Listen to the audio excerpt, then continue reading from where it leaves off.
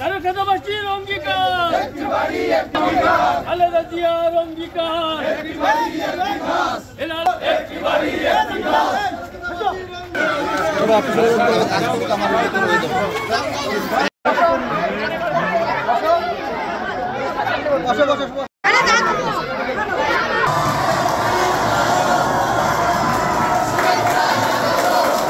আমি দেখলাম যে আমাদের এই অঞ্চলের মানুষ নির্বাচনী উৎসবে মেতে উঠেছে এবং নির্বাচনে একটা আমেজ বইছে। যেহেতু গত 17 বছর মানুষ এই ভোটের উৎসব থেকে বঞ্চিত ছিল, এই জন্য সবাই এবার অন্তত নির্বাচনে যে ভোটের যে সংস্কৃতি এটা দেখেনি। প্রায় 3.5 কোটি কি 4 কোটি নতুন ভোটার, তাদের আপনি দেখেন যে আমি যে প্রচারণা করছি কত ইয়াং ছেলেপেলে আমাদের সাথে রয়েছে। অর্থাৎ যে ইয়াং ছেলেরা যে ভোটের সংস্কৃতি ভুলে গিয়েছিল সেটা ফিরে পেয়ে তারা অত্যন্ত আনন্দিত, উল্লসিত এবং ভোট দেওয়ার জন্য তারা প্রস্তুত রয়েছে।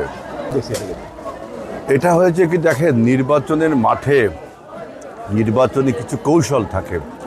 তার নিজের কর্মীকে উজ্জীবিত করবার জন্য, ভোটের মাঠকে গরম করবার জন্য এবং রাজনৈতিক কিছু কৌশল থাকে। পরোয়ার ভাই সেই কৌশলের অংশ হিসাবে এটা সরকারকে অভিযোগ দিয়ে বা নির্বাচন কর্তৃপক্ষকে চাপে রাখার জন্য পরোয়ার ভাই হয়তো এটা বলতে পারে। কিন্তু নির্বাচন যে অনুষ্ঠিত হবে এ ব্যাপারে আমি দেখলাম যে তার বক্তব্য ঠিকই আছে। তিনি নির্বাচনের বিপক্ষে না, তিনি বলছেন যে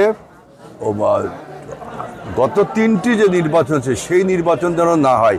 এই নির্বাচন যাতে না হয় এটা তো বিএনপি সবচেয়ে বেশি চায়, যাতে বাংলাদেশে একটি গ্রহণযোগ্য নির্বাচন। আমরা বারবার বলছি অবাধ, সুষ্ঠু, নিরপেক্ষ শুধু নির্বাচন হলেই হবে না, এটাকে গ্রহণযোগ্য, acceptable to all and the world community, international community, আমাদের ডোমেস্টিক্যালি সব কিছু কাছে যেন গ্রহণযোগ্য হয়।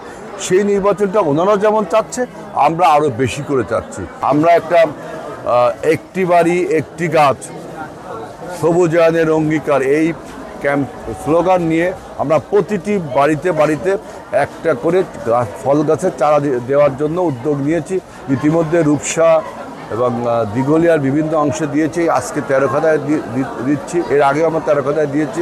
আমরা চিন্তা করছি নির্বাচনের আগে 50,000 বৃক্ষ আমরা এই নির্বাচনী এলাকায় দিব এবং নির্বাচনের পরে আরও 2 লাখ আমরা গাছের চারা লাগাবো আমাদের এই প্রত্যেকটা বাড়িতে। আমরা জানি যে মানুষ প্রত্যেক বাড়িতে যায়, একটা প্রচারপত্র নিয়ে যায়, ভোট চাইতে যায়। আমরা প্রচারপত্রের সাথে সবাইকে একটা বৃক্ষ বা ফল গাছের চারা দেওয়ার জন্য আমরা চেষ্টা করছি।